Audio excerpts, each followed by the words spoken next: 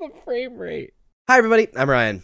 Today we're going to talk about the Pauper metagame. There is a relevant Pauper tournament this weekend. It's an online RCQ. I believe it's a super qualifier. And so I figured we'll talk about the most popular decks in Pauper. Now, mind you, this is taken from League 5.0s and Challenge Top 32s. We're going to look at the overall most popular decks. So it's kind of a winner's metagame, but we'll also look at top 8s in those challenges, look at like a real winner's metagame. Let's jump into it.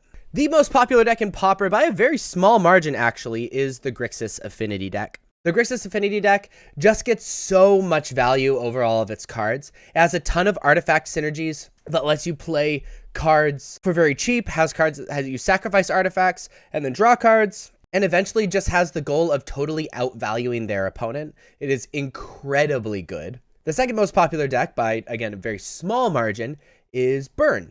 Now, Burn is exactly what it sounds like. It is a deck that works very, very hard at dealing as much damage as possible in a super short amount of time before other decks have the ability to get the feet underneath them. Now, the deck's easily targeted with like things like life gain and like applying pressure back. But the deck's very good about just not caring what your opponent's doing and just dealing as much damage as possible, just like Burn in other formats. Some versions of Burn have some artifact synergies with Colossal Rebirth and Synthesizer, but every Burn deck is trying to do the same thing. And then we have a few-way split as far as the third most popular deck. Again, the sample size is a little small because there's not a lot of Pauper events posted beyond the challenges. But we have Dimir Control, also could be considered Dimir Tempo, as sharing the slot in the third most popular deck. This deck plays a bunch of counter spells, a bunch of kill spells, a bunch of draw spells to try to control what their opponent is doing and fill up the graveyard as much as possible, and then cast Tolarian Terror and Gurmag Angler for 1 mana, which are 5/5s for 1 mana, to finish off their opponent and block. Very efficient, very good, and especially good at making spells very cheap. Also sharing that third most popular slot is Ephemerate Tron. Tron is a word for magic, for people that don't know, for combining Urza's Tower, Urza's Mine, and Urza's Power Plant together, which you can create 7 mana very easily. They all happen to be commons, so you get to play that in Pauper. Often you use spells that search out specific lands so that you can more reliably get that extra mana.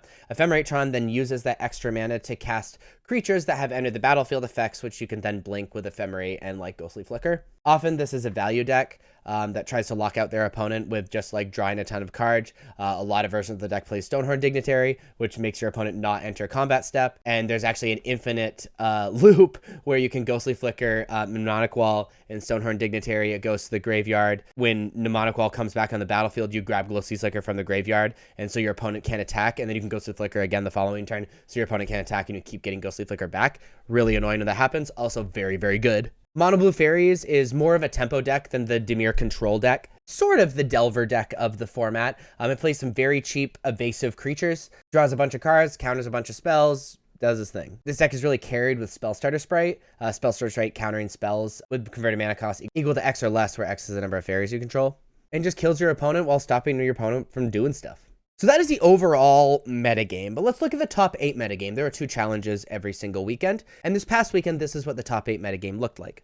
The most popular deck in top 8s, makes sense, was Grixis Affinity, followed by Burn, Ephemerate Tron, Mono Blue, which is like a less fairies-centric version of Mono Blue Fairies, and Mono Blue Fairies, followed by a bunch of other decks.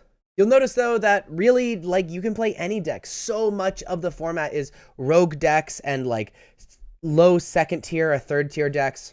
And they're all successful. Remember, this is a winner's metagame. And so, like, play what you enjoy, dude. If you like this video, please be sure to like and subscribe. Check me out on social medias. Links are above me and in the description. Thank you so much for watching. I'll see you next time. Bye-bye.